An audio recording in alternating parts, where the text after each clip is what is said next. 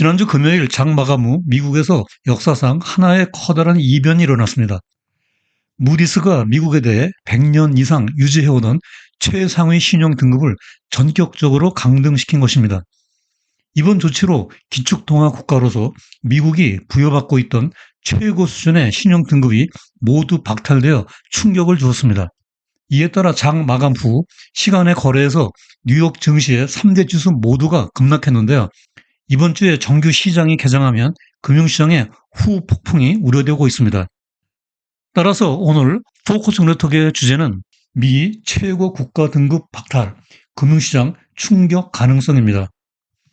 오늘의 이슈 포인트는 무디스의 전격 조치 이유, 연방정부 부채 난맥상, 그리고 향후 시나리오와 대응 전략 등의 순서로 살펴보도록 하겠습니다. 자, 이제 영상을 시청하기 전에 구독과 좋아요 부탁드리고요. 오늘의 상세한 이야기 속으로 들어가 보겠습니다. 안녕하세요. 포커스 네트워크의 우보 박사입니다. 지난주 무디스는 1917년부터 108년 동안이나 유지해오던 미국에 대한 최상위 신용등급 강등 결정을 발표했습니다. 이로써 미국이 마지막으로 유지해오던 최상위 국가 등급이 모두 박탈되었는데요. 스탠다드 푸어스, S&P, 그리고 피치와 함께 3대 국제 신용평가사에 속하는 무디스는 미국에서 설립된 가장 오래된 국제 신용평가사로서 장기적인 경제 전망과 안정성을 중시하는 보수적인 평가사로서 유명합니다. 여기 이 표에서 보듯이 이번에 무디스가 미국에 대한 신용 등급을 AAA에서 AA1으로 강등시킴으로써 미국은 다른 두 평가사의 AA 플러스와 같이 두 번째 상위 등급을 부여받게 되었습니다. 이에 앞서 S&P는 2011년에 그리고 피치는 2023년에 각각 미국의 신용 등급을 최상위에서 한 단계 먼저 끌어내린 바가 있습니다. 미국의 국가 신용 등급 하락은 뉴욕 증시뿐만 아니라 다른 글로벌 금융시장에도 커다란 파급 영향이 예상되어 우려감이 높아지고 있습니다. 이번에 무디스가 미국에 대한 최상위 신용 등급을 끌어내린 이유는 무엇보다도 최근 10여 년간 연방정부의 재정 적자가 지속적으로 확대되면서 정부 부채가 급격히 증가한 팩트에 근거하고 있습니다. 이에 따라 연방정부가 부담해야 하는 부채 이자 비용 역시 크게 불어났고 재정 적자 규모가 최상 신용 등급을 받고 있는 다른 국가들과 비교하여 상당히 높은 수준에 있기 때문입니다. 참고로 최상 등급을 받고 있는 나라들은 독일, 덴마크, 그리고 아시아에서 싱가포르 등 9개 국가들입니다. 또한 행정부와 의회는 이러한 문제를 해결하기 위한 실질적이고 효과적인 조치를 취하지 않고 있고요. 더군다나 트럼프 행정부의 감세 법안인 TCJA가 시행되면 향후 10년간 4조 달러의 추가 재정 적자가 발생할 수 있을 것으로 예상되고 있습니다. 실제로 미국의 국가 부채의 난맥상은 자세하게 살펴보면 매우 심각합니다. 금년 4월 말 현재 연방정부의 국가 부채 잔액이 36.2조 달러에 달하고 있습니다. 이는 우리나라 국내 총생산 GDP의 약 20배가 넘는 어마무시한 규모인데요. 이것은 미국의 국민 한 사람이 10만 달러 이상, 즉 약 1억 5천만 원 상당의 빚을 지고 있다는 얘기입니다. 이에 따라 2023년부터 연방정부가 발행한 국채에 대한 1년 지급 이자가 국방비 예산을 추월하게 되었습니다. 그럼에도 불구하고 백악관은 무디스의 미국에 대한 국가신용 등급 강등 조치를 맹비난하고 나섰는데요.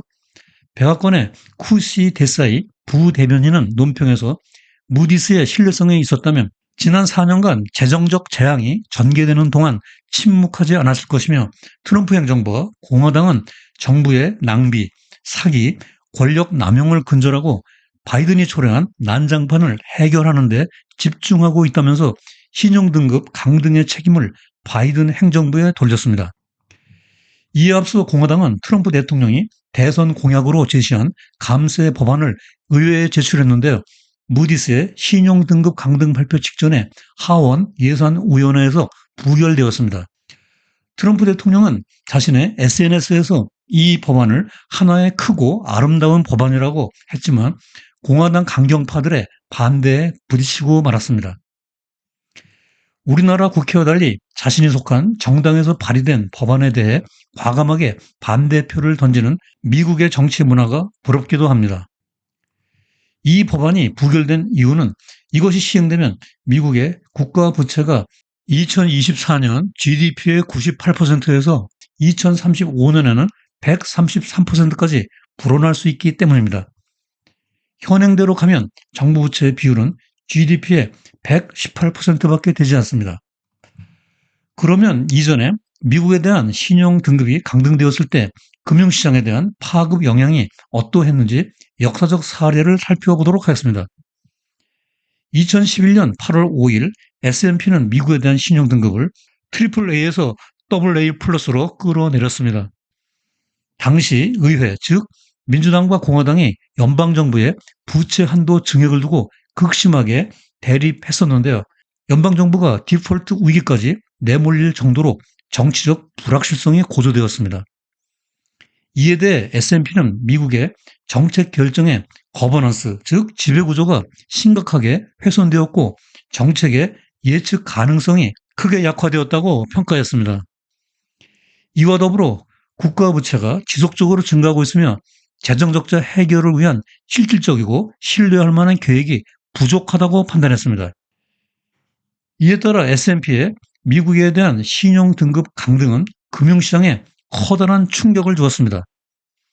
당시만 해도 기축통화 국가로서 미국에 대한 신뢰도가 견고했었고 신용 등급 강등이란 상상할 수도 없는 극단의 조치였기 때문입니다. 이에 따라 S&P 500 지수가 3개월 이내에 15% 이상 하락하는 큰 폭의 조정을 받았습니다. 하지만 채권 시장은 강세를 보여 10년물 국채 금리가 3%대에서 1.7%로 하락했습니다. 신용 등급 하락에도 불구하고 안전자산으로서 미국채에 대한 신뢰가 여전히 견고했었기 때문인 것으로 풀이되고 있습니다. 다음으로 2023년 8월 1일 피치도 미국의 신용 등급을 최고 등급에서 한 단계 강등시켰는데요. 이때도 우여곡절 끝에 부채 한도 협상이 타결되었으나 과거 20년간 재정과 부채 문제로 거버넌스 표준이 지속적으로 약화되고 있다는 것이 신용등급 강등의 주된 이유였습니다. 더군다나 세수의 감소, 지출의 증가, 이자 부담, 그리고 지방정부 부채 증가 등으로 향후에도 연방정부의 재정 적자가 더욱 누적될 것이라는 암울한 전망이 지배적이었습니다. 이때 금융시장에 대한 파급 영향은 2011년 S&P의 강등 조치 당시보다 크지 않았는데요. 런던에 소재하고 있는 피치가 유럽 중심이고 두 번째 신용등급 강등이라 시장에 학습 효과도 있었던 것 같습니다. 다만 채권시장은 10년물 금리가 5% 가까이 상승하는 약세를 보였는데요. 안전자산으로서 미국채에 대한 신뢰도가 10여 년 사이에 많이 하락했기 때문인 것으로 풀이됩니다. 하지만 지난주 금요일에 내려진 무디스의 신용등급 강등 조치가 어떠한 파장을 불러올지 월요일에 시장이 개장된 후에 가서야 그 방향성을 알 수 있을 것 같습니다. 다만 금요일 장 마감 후 시간의 거래에서 S&P 500 지수 ETF가 큰 폭으로 하락했고요. 10년물 국채 금리는 긴 꼬리를 달고 4.5% 우위로 급등했습니다. 또한 최근 상승세를 만회하던 달러 인덱스 DXY는 100일 이하로 떨어지는 약세를 보였습니다. 반면에 최근 증시가 랠리를 보이면서 조정을 받던 금 가격은 온스당 3,200달러를 만회하는 급등세를 보였습니다. 이에 대해 월가의 투자 전략가들은 다음과 같이 반응했습니다. 스튜어드 파트너스의 에릭 베일리 자산관리 총괄 이사는 이것은 경고 신호이며 미국 주식시장은 최근의 강력한 랠리 이후 한계점에 도달하고 있다면서 무디스의 신용등급 강등으로 자산 운용사들이 수익 실현에 나설 가능성이 있다고 예상했습니다. 또한 헤지펀드 매니저인 토마스 손터는 전체적으로 미국 시장에 좋지 않은 소식이지만 2011년 S&P의 신용등급 강등 때와는 다르게 이번에는 시장이 그렇게 취약한 상태는 아니지만 채권 시장은 가파른 금리 상승 움직임을 보이고 있다면서 금리가 더 빠르고 가파르게 오르는 것이 시장의 가장 큰 위험 요소라고 지적했습니다. 그리고 버케 캐피탈의 킴 포레스트 최고 투자 책임자는 미국이 신용등급 강등을 겪은 것이 이번이 처음이 아니며 무디스의 이번 조치는 경고음이라고 전제하면서 선물 시장이 다소 불안정해질 수 있지만 정보에 밝은 투자자들에게는 새로운 소식이 아니고 특히 채권 투자자들은 이러한 상황을 잘 알고 있다고 시장에 대한 파급 효과를 과소평가하고 있습니다.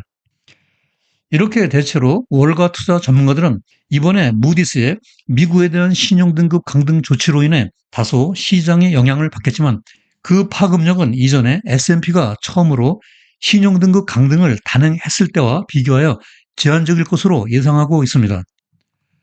따라서 정리하면 2011년 S&P 사례에서는 주식시장 대폭 하락과 채권시장이 강세를 보였고 2023년 피치 사례에서는 주식시장이 중폭으로 조정을 받았고 채권시장은 약세를 보였습니다.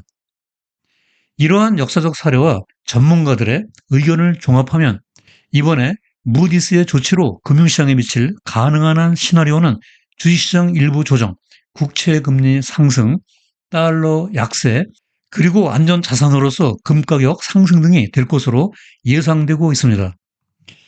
이에 대응한 투자 전략은 우선 최근 주식시장의 랠리에서 발생한 수익을 일부 확정하여 차익을 실현하고 시장을 관망해 보는 것입니다.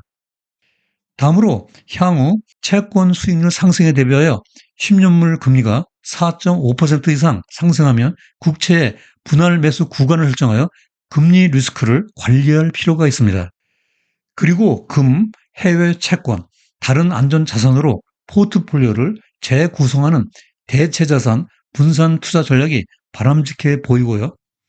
여기에다 역발상 투자로 과매도 구간이나 극도의 비관주의 하에서 투자 기회를 포착하는 방안도 유효할 수 있고요. 그리고 달러와 약세에 대비하여 선물, 옵션을 활용하는 환 해지 전략도 중요하다고 할 수 있겠습니다.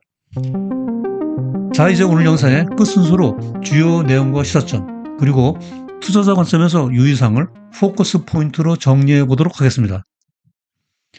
첫째, 무디스가 미국에 대한 신용등급을 AAA에서 AA1으로 강등시킴에 따라 미국이 3대 국제 신용평가 기관 중 마지막으로 부여받고 있던 최상위 등급을 모두 박탈당했다. 둘째로, 미국의 국가 부채는 지난 10년간 누적적으로 증가하여 이미 국채에 대한 지급 이자가 국방 예산을 초과할 정도로 난맥상을 보이고 있으며 이것이 무디스의 미국에 대한 신용등급 강등의 주 요인이 되었고 트럼프 행정부의 감세 법안이 시행되면 향후 10년간 국가 재정은 더욱 악화될 전망이다. 실제로 무디스의 경고 신호에 따라 과거 S&P와 피치의 신용등급 강등 당시에 역사적 사례와 전문가들의 의견을 종합하여 주식시장 일부 조정, 국채금리 상승, 달러 약세, 금가격 상승 등 가능한 예상 시나리오에 대해 주식 포트폴리오 조정, 대체 분산 투자, 그리고 환 해지 등의 투자 전략으로 대응해 나가는 것이 바람직하다고 정리할 수 있겠습니다. 본 영상 시청 후 블로그 우보의 경제나무에 들어가면 전체 방송 대본 스크립트를 읽어볼 수 있습니다. 영상을 보면서 구체적인 데이터 확인과 복습용으로 많이 활용해 주시기 바라고요. 영상 업로드 몇 시간 후 댓글에 바로가기 링크를 걸어놓겠습니다. 점점 풀어가는 실록의 계절에 힘찬 한 주간 보내시기 바라고요. 다음에도 여러분들의 글로벌 경제 지식을 넓히고 성공적인 투자 생활에 힘과 도움이 되는 더욱 유익한 영상으로 또다시 찾아뵙겠습니다.